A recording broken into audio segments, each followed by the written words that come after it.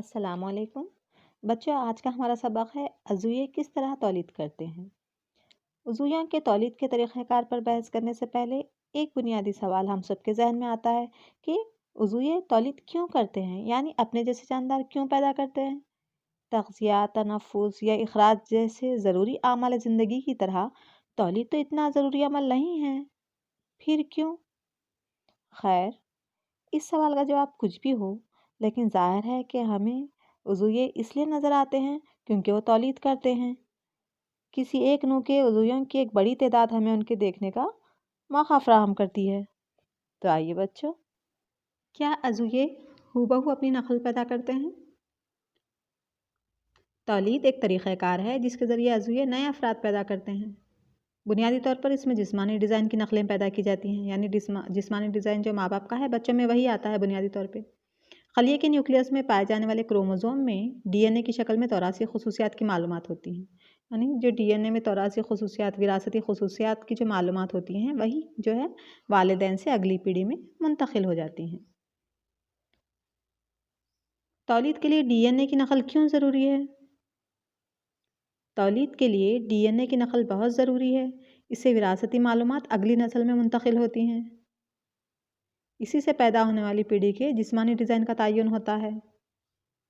D N اے میں تمام وراثتی خصوصیات موجود ہوتی ہیں۔ ہم نے 9th میں بھی پڑھ چکا ہے کہ خلیے کے نیوکلیس میں پائے جانے والے کروموزوم میں، دیکھیے یہ خلیہ اس کے نیوکلیس میں پائے جانے والے کروموزوم میں ڈی این اے کی شکل میں توراثی خصوصیات کی معلومات موجود ہوتی ہیں جو والدین سے اگلی پیڑھی میں منتقل ہو جاتی ہیں۔ خلیے کے نیوکلیس میں پروٹین کی تالیف کے لیے معلومات کا ذریعہ ڈی این اے ہوتا ہے۔ اگر معلومات میں تبدیلی آتی ہے تو بننے والے پروٹین بھی مختلف ہوتے ہیں۔ مختلف قسم کے پروٹین کی وجہ سے جسمانی ڈیزائن میں تبدیلی آئے گی، یعنی جو تغیرات آتے ہیں بچوں میں تھوڑے بہت، وہ جو ہے ڈی این اے میں تغیر آنے سے، تھوڑی سی تبدیلی آنے سے بچوں میں بھی تھوڑی سی تبدیلیاں واقع ہوتی ہیں۔ انواع کی آبادی کو استحکام عطا کرنے کے لیے تولید کا عمل کس طرح معاون ہے؟ جاندار اپنی انواع کی بقا کے لیے تولید کا عمل انجام دیتے ہیں، یعنی وہ اپنی نوع کو باقی رکھنے کے لیے۔ اگر یہ عمل نہ ہو تو ہمیں جاندار ہی نظر نہ آئے اپنے اطراف۔ اس عمل سے نئی پیڑھی پیدا ہوتی ہے جو والدین سے مشابہت رکھتی ہے، جس کی وجہ سے انواع کی آبادی کو استقامت ملتی ہے۔ اسی وجہ سے بلی صرف بلیوں کو ہی پیدا کرتی ہے یا کتے صرف کتوں کو ہی پیدا کرتے ہیں۔ آپ نے کبھی دیکھا ہے کہ کبھی انسان کو شیر کا بچہ پیدا ہوا ہو یا شیر کو چیتے کا بچہ ہو؟ نہیں، اس طرح انواع کی آبادی کو استحکام عطا ہوتا ہے، تو وہ اپنے نوع کو باقی رکھنے کے لیے تولید کا عمل انجام دیتے ہیں۔ اب ہم دیکھیں گے صنفی تولید اور غیر صنفی تولید کے درمیان کیا فرق ہے؟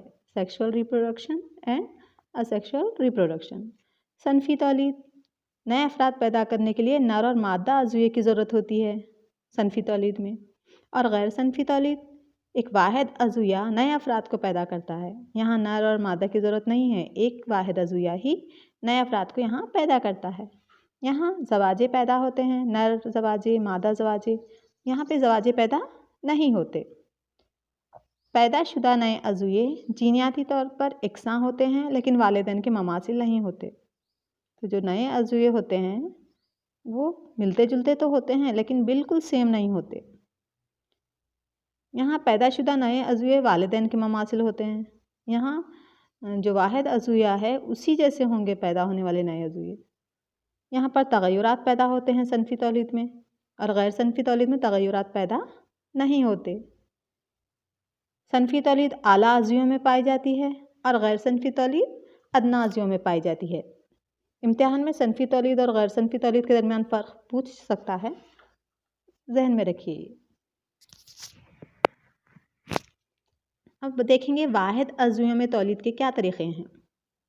یہ بھی بہت اہم ہے بیٹے تمام چیزیں، تو بچوں غور سے سنیے۔ یہ واحد عضویوں میں غیر صنفی تولید پائی جاتی ہے، اس کے مختلف اقسام ہیں۔ کون سے ہیں غیر صنفی تولید کے مختلف اقسام؟ کون کون سے ہیں دیکھیں گے۔ فشن، انشقاق، ایک خلیہ تقسیم ہو کر، دیکھیے ایک خلیہ تقسیم ہو کر नए दुख्तर खलियात बनाता है। इसकी मिसालें बाइनरी इंशिकाक और चंद पारगी हैं। देखिए, इसको हम बाइनरी इंशिकाक कहेंगे। इंशिकाक किसे कहेंगे? खलियात तकसीम होकर नए दुख्तर खलियात बनाता है, इसको हम इंशिकाक, शक होना। बाइनरी फिशन और चंद पारगी दोनों के दरमियान क्या फ़र्क है? ये वो तरीक़ा है जिसमें एक पिदरी खलियात तकसीम होकर दो नए दुख्तर खलियात बनाता है। अमीबा और लश्मीनिया में बाइनरी फिशन जो अभी हमने देखा।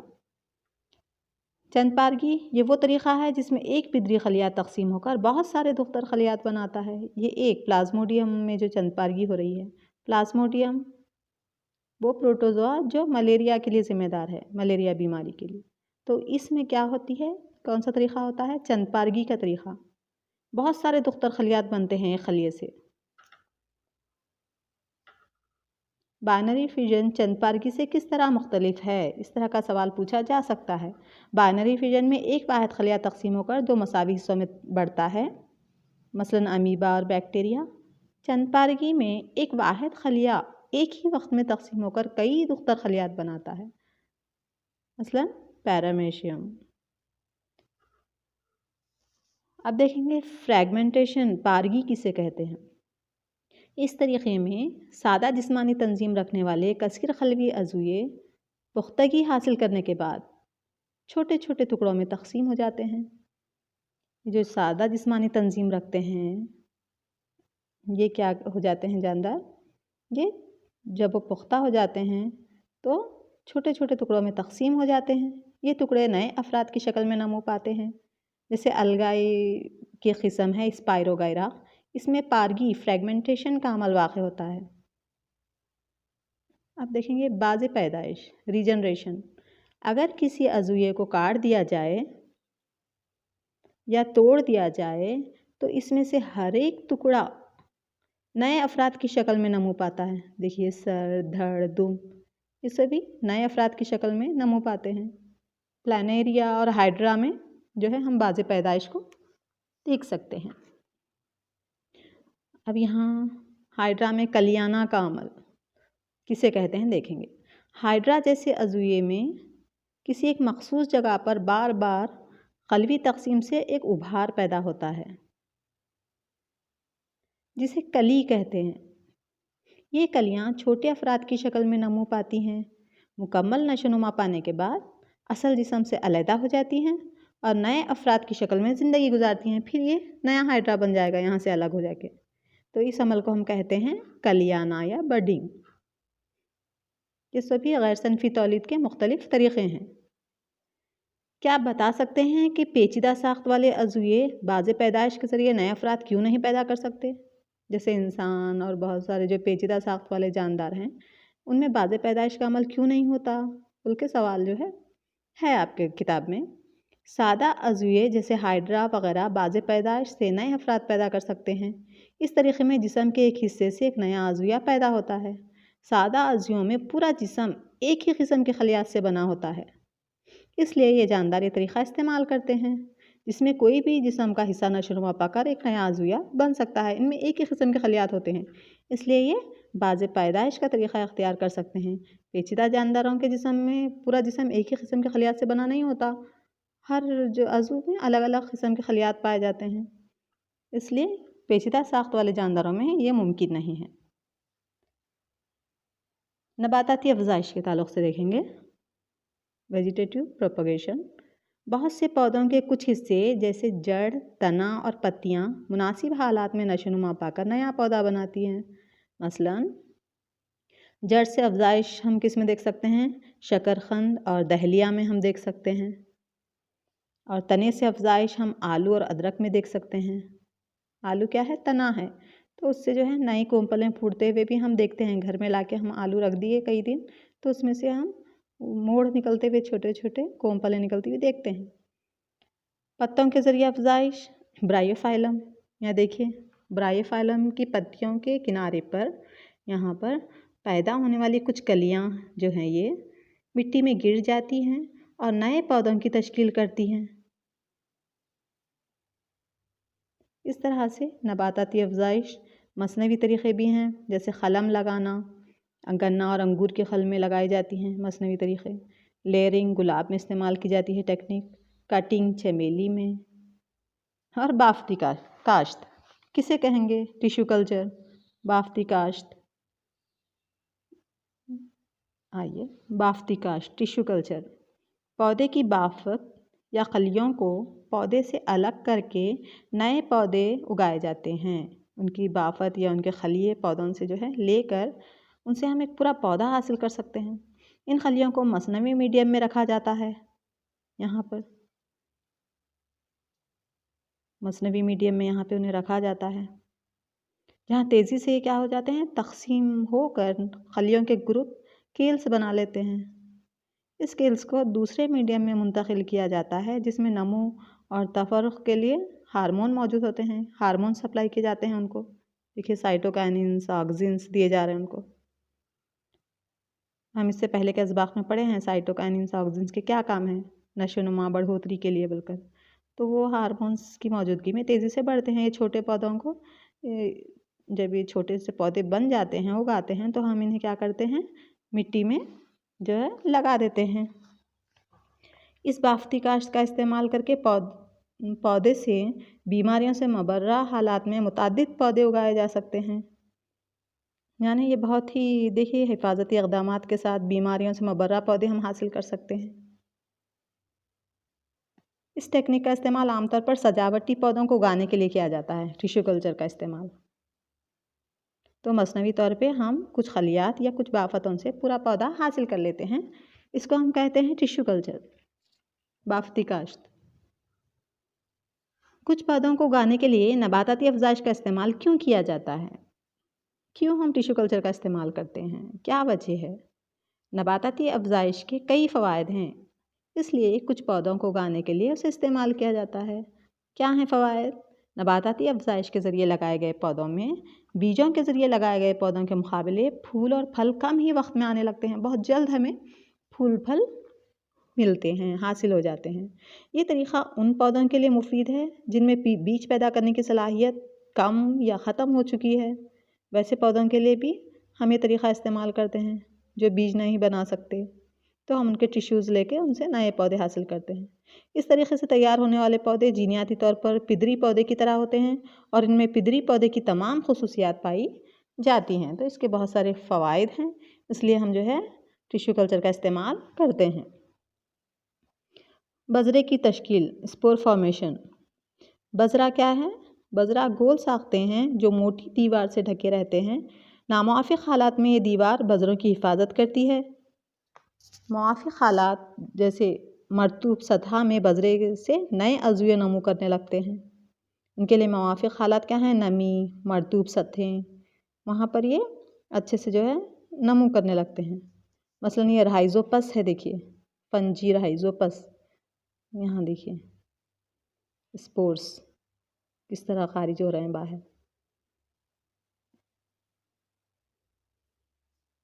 اسپورینجیم بولتے ہیں، یہ پھٹ کر ہوا وغیرہ سے جو ہے اسپورس پھیل جاتے ہیں ہر طرف، اور دوسری طرف پھر یہ رائزوپس جو ہے نمو پاتا ہے۔ اب صنفی تولید دیکھیں گے ہم، یعنی سیکشول ریپروڈکشن۔ ہم جانتے ہیں کہ نباتات میں تولیدی اعضاء کیا ہیں؟ پھول ہیں، بلکہ ہم 8th میں پڑھ چکے ہیں۔ تو دیکھیں گے پھول کی ساخت۔ پھول پیدا کرنے والے پودوں کے گروپ کو ہم کہتے ہیں اینجیوسپرمس۔ اینجیوسپرم کے تولیدی اعضاء پھول کے اندر ہوتے ہیں۔ پھول میں تولیدی اعضاء پائے جاتے ہیں، نر اور مادہ تولیدی اعضاء پھول میں پائے جاتے ہیں۔ پھول کی ایک ساخت ہے، امتحان میں شکل بھی پوچھی جا سکتی ہے، پارٹس آف اے فلاور۔ پھول کی ساخت بیان کیجئے یا پھول کی ساخت اتاریے بولے تو آپ جو ہے یہ پھول اتار سکتے ہیں، کیونکہ یہ 2 صنفی پھول ہے، اس میں نر اور مادہ دونوں ساختیں پائی جاتی ہیں۔ ایک صنفی اور 2 صنفی پھول کسے کہتے ہیں؟ Uni sexual and by sexual flowers. اگر پھول میں زر ریشہ یا مادگین میں سے کوئی ایک تولیدی عضو موجود ہو تو اسے ایک صنفی پھول کہتے ہیں۔ زر ریشہ یا مادگین، مادہ تولیدی عضو، مادگین، یہ نر تولیدی، تو زر ریشہ یا مادگین میں سے کوئی ایک تولیدی عضو موجود ہو تو اسے ایک صنفی پھول کہتے ہیں. جیسے یہاں پہ دیکھیے تربوز، پپیتا وغیرہ میں ایک صنفی پھول ہوتے ہیں، یا تو نر پھول ہوتے ہیں یا تو مادہ پھول. ان میں دونوں میں سے کوئی ایک جو ہے عضو پایا جاتا ہے. دو صنفی پھول کسے بولیں گے؟ اگر پھول میں زر ریشہ اور مادگین دونوں موجود ہوں تو اسے ہم دو صنفی پھول کہتے ہیں. گڑھل، سرسوں وغیرہ یہ سبھی دو صنفی پھولوں کی مثالیں ہیں. پھول کے مختلف حصے جیسے زر ریشہ نر تولیدی عضو ہے جس میں زیرہ دانے بنتے ہیں یہ. اور مادگین کارپلز، مادگین پھول کے مرکز میں ہوتا ہے. یہ پھول کا مادہ تولیدی عضو ہے. مادگین 3 حصوں پر مشتمل ہوتا ہے: بیضہ خانہ، اووری جسے ہم کہتے ہیں، اسٹائل اور یہ کلغی اسٹگما. تینوں چیزوں پر جو ہے یہ مشتمل ہوتا ہے: بیضہ خانہ، اسٹائل اور اسٹگما. یہ نر تولیدی عضو پھول کا، یہ مادہ تولیدی عضو. پالینیشن کسے بولیں گے؟ عمل زیرگی کسے کہیں گے؟ زیرہ دانوں کی کلغی پر منتقلی عمل زیرگی کہلاتی ہے. دیکھیے زیرہ دانوں کی یہاں کلغی پر منتقلی، اس کو ہم عمل زیرگی کہتے ہیں. اس میں بھی 2 قسمیں ہیں: خود زیرگی اور پار زیرگی. خود زیرگی کسے کہیں گے؟ اگر زیرہ دانوں کی منتقلی اسی پھول کی کلغی پر ہوتی ہے، یہاں سے یہیں پہ ہوتی ہے اسی پھول کی کلغی پر، تو اسے ہم کہیں گے خود زیرگی. کراس پالینیشن یعنی پار زیرگی. اگر ایک پھول کے زیرہ دانے سے دوسرے پھول کی کلغی پر یہاں منتقل ہوتا ہے تو یہ پار زیرگی کہلاتا ہے. یہ حشرات کے ذریعے ہو سکتا ہے، ہوا، پانی، کسی بھی طرح سے جو ہے پار زیرگی انجام پا سکتی ہے. تو کتنے قسم کی زیرگی ہے؟ خود زیرگی اور خود زیرگی، پار زیرگی. زیرہ دانے کلغی تک پہنچنے کے بعد اس سے ایک ٹیوب نکلتی ہے. اب زیرہ دانے آ کر یہاں پہ کلغی پہ گر گئے تو زیرہ دانے سے کیا ہوتا ہے؟ ایک ٹیوب نکلتی ہے جو اسے اسٹائل سے ہوتے ہوئے یہاں دیکھیے بیضہ خانے تک پہنچاتی ہے. بیضک میں 12 وری کے بعد بننے والے خلیے کو ہم کہتے ہیں جگتا. یہاں پہ 12 وری ہوتی ہے نر اور مادہ خلیات کے درمیان. تو یہاں تو جو خلیے کو ہم کہتے ہیں 12 وری کے بعد بننے والے خلیے کو جگتا کہتے ہیں. جگتا متعدد مرتبہ تقسیم ہو کر جنین کی تشکیل کرتا ہے. پھول میں 12 وری کے بعد بیضک کیا ہے؟ سخت ہو جاتا ہے، سخت غلاف بناتا ہے اور بیج میں تبدیل ہو جاتا ہے. بیض خانہ نمو پا کے کیا بنتا ہے؟ پھل بنتا ہے، پھل بن جاتا ہے. پھول، پتیاں، زر ریشہ، اسٹائل یہ سبھی کلغی سب مرجھا کر گر جاتی ہیں. اس طرح جو ہے 12 وری عمل میں آتی ہے.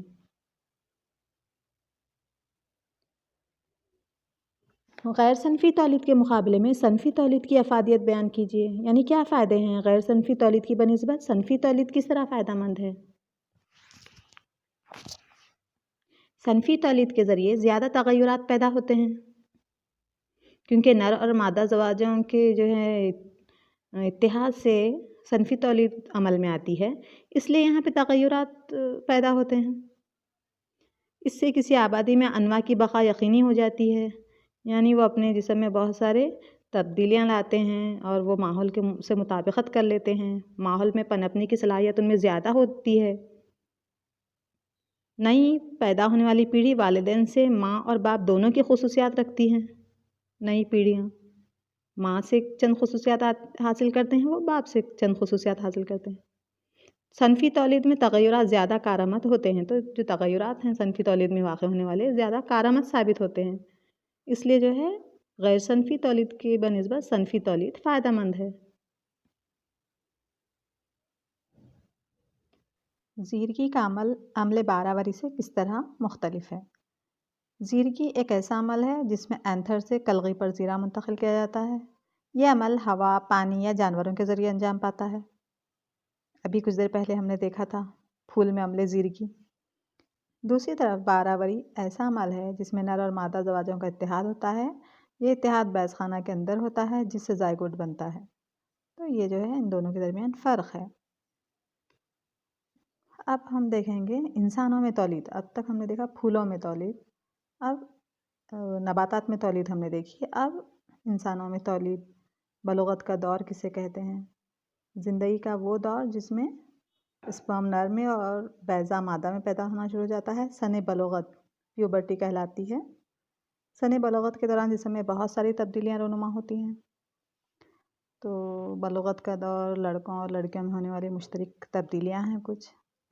ہاتھ اور پاؤں پر روئیں نکل آتی ہیں، جلد عموماً چکنی ہو جاتی ہے اور بعض اوقات مہاسے بھی نکل آتے ہیں۔ لڑکوں میں چہرے پہ داڑھی مونچھیں نکل آتی ہیں، آواز بھاری ہونے لگتی ہے۔ لڑکیوں میں کئی جسمانی تبدیلیاں رونما ہوتی ہیں اور لڑکیوں میں حیض کا عمل شروع ہو جاتا ہے۔ تو اس طرح کئی جو ہے جسمانی تبدیلیاں رونما ہونے لگتی ہیں بلوغت کے دور میں۔ تو ہم دیکھیں گے مادہ تولیدی نظام جو ہے کون سے اعضاء پر مشتمل ہے؟ Female reproductive system. انسان میں مادہ تولیدی نظام مندرجہ ذیل اعضاء پر مشتمل ہے: بیضدان، فیلوپین ٹیوب اور رحم۔ اس پر جو ہے مادہ تولیدی نظام مشتمل ہے۔ اور نر تولیدی نظام، انسان میں نر تولیدی نظام مندرجہ ذیل اعضاء پر مشتمل ہوتا ہے جیسے انسیے، واز ڈفرنس، مبال، پراسٹیٹ غدود اور سمائنل ویسیکل، اسپرم۔ ان سب پر جو ہے انسان میں نر تولیدی نظام ان تمام چیزوں پر مشتمل ہے۔ عمل باراوری کسے کہیں گے؟ باراوری سے پیدا ہونے والے خلیے کو جگتا کہتے ہیں۔ دیکھیے عمل باراوری جہاں اسپرم آ کر ایگ سے اتحاد پاتا ہے بیضے سے، تو اس کو ہم کہتے ہیں عمل باراوری۔ تو باراوری سے جو ہے کیا حاصل ہوتا ہے؟ جو خلیہ حاصل ہوتا ہے اس کو ہم جگتا کہتے ہیں۔ جگتا تقسیم ہو کر جنین بنتا ہے اور رحم کی اندرونی دیواروں پر نصب ہو جاتا ہے۔ دیکھیے یہ رحم کے اندرونی دیواروں پہ کیا ہو گیا؟ نصب ہو گیا ہے۔ جنین کو ماں کے خون سے پلاسنٹا کے ذریعے تغذیہ حاصل ہوتا ہے۔ پلاسنٹا جو ہے اندر جو تھیلی، اسی سے جو ہے بچے کو تغذیہ حاصل ہوتا ہے۔ باراوری سے لے کر بچے کی ولادت تک کا وقفہ حمل کی مدت کہلاتا ہے۔ انسانوں میں یہ وقفہ 9 مہینے ہوتا ہے۔ رحم کے عضلات سکڑنے کے نتیجے میں بچے کی ولادت ہوتی ہے۔ ماں کے جسم میں جنین کو تغذیہ کس طرح حاصل ہوتا ہے؟ اہم سوال ہے امتحان کے نقطہ نظر سے۔ جنین تقریباً 9 مہینے ماں کے جسم کے اندر نشوونما پاتا ہے۔ جنین کو ماں کے خون سے تغذیہ حاصل ہوتا ہے۔ یہ کام ایک مخصوص بافت کے ذریعے انجام پاتا ہے جسے ہم پلاسنٹا کہتے ہیں۔ پلاسنٹا، اس میں جنین کی طرف ابھار ہوتا ہے جن کو ولائی کہتے ہیں۔ یہ ماں سے جنین کے لیے گلوکوز، آکسیجن اور دیگر مادوں کی فراہمی کے لیے زیادہ رغبہ فراہم کرتا ہے۔ نشوونما پا رہا جنین عضلاتی مادے بھی پیدا کرتا ہے، بہت سارے فضلاتی مادے بھی۔ ان مادوں کو پلاسنٹا کے ذریعے خون میں شامل کر کے جو ہے باہر نکالا جاتا ہے۔ تو یہ پلاسنٹا کا کردار بہت ہی اہم ہے جنین کی نشوونما میں۔ تغذیہ وغیرہ بھی یہ پلاسنٹا ہی فراہم کرتا ہے اور جو فضلاتی مادے وغیرہ جو جنین پیدا کر رہا ہے اس کو بھی پلاسنٹا کے ذریعے ہی باہر نکالا جاتا ہے، جس کو ماں کے خون میں چھوڑا جاتا ہے۔ اب دیکھیں گے ہم مانع حمل کے مختلف طریقے۔ یہ کئی طریقے جو ہے بیماریوں سے بچاؤ کے لیے، کئی جنسی طور پر منتقل ہونے والی بیماریوں سے بچنے کے لیے اور آبادی کی روک تھام کے لیے کئی جو ہے طریقے استعمال کیے جاتے ہیں۔ تو میکینکی رکاوٹ جو ہے کئی طریقوں سے یہ طریقے استعمال ہوتے ہیں۔ دوائیں یا گولیوں کی شکل میں جو ہے دوائیں دی جاتی ہیں جو ہارمونس میں تبدیلی لاتی ہیں، اور کاپر ٹی، ویسیکٹومی، ٹیوبیکٹومی، یہ سب جو ہے مانع حمل کے مختلف طریقے ہیں۔ آپ کے امتحان میں پوچھا جا سکتا ہے مانع حمل کے مختلف طریقے، تو آپ جو ہے ایسا پوائنٹ وائز بنا کے لکھ دیجئے، یہ 4-5 طریقے لکھ دیجئے۔ مانع حمل طریقوں کو اختیار کرنے کی کیا وجوہات ہو سکتی ہیں؟ کیا وجہ ہے کہ ہم یہ طریقے استعمال کرتے ہیں؟ تو غیر ضروری حمل کو روکنا، اس لیے ہم یہ طریقہ استعمال کرتے ہیں تاکہ غیر ضروری حمل کو روکا جا سکے۔ آبادی کو قابو کرنا یا پیدائش کی شرح کے اضافے کو روکنا۔ بڑھتی ہوئی آبادی، جو تیزی سے بڑھتی ہوئی آبادی ہے، اس پہ قابو پانے کے لیے استعمال ہوتے ہیں۔ جنسی اختلاط کے ذریعے منتقل ہونے والی بیماریوں سے بچنے کے لیے بھی ان طریقوں کا استعمال کیا جاتا ہے۔ تو مادہ جنین کشی، فیمیل فیٹیسائڈس، ایک صحت مند سماج کے لیے نر مادہ جنسی تناسب کو بنائے رکھنا بہت ضروری ہے۔ ہمارے ملک میں جنین کا جنس تعین کرنا غیر قانونی ہے، یعنی جب کوئی پریگننٹ عورت جا کر اسکیننگ کراتی ہے تو ڈاکٹرز اس کو نہیں بتاتے کہ لڑکا ہے یا لڑکی ہے۔ پھر بھی ہمارے سماج کے حصوں میں مادہ جنین کشی کی وجہ نے بچوں میں جنسی تناسب بہت تیزی سے کم ہو رہا ہے، جو باعث تشویش ہے۔ یعنی لڑکوں کی تعداد زیادہ ہوتی جا رہی ہے وقت کے ساتھ ساتھ، لڑکیوں کی تعداد کم ہو رہی ہے۔ اتنے قانون رہنے کے باوجود، اتنی پابندیاں رہنے کے باوجود بھی لوگ جو ہے، لڑکی اگر ہے بولے تو اس کو پیدا ہونے سے پہلے ہی ختم کر دیا جاتا ہے ماں کے پیٹ میں۔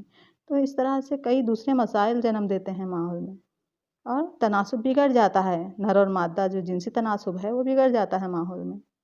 تو یہ سب ایک بہت بڑا جو ہے گناہ کا کام ہے، ایک بہت جو ہے اس طرح سے نہیں ہونا چاہیے مادہ جنین کشی، تاکہ ماحول جو ہے صحت مند رہ سکے، سماج صحت مند رہ سکے۔ ایک صحت مند سماج کے لیے جنسی تناسب جو ہے مساوی رہنا ضروری ہے۔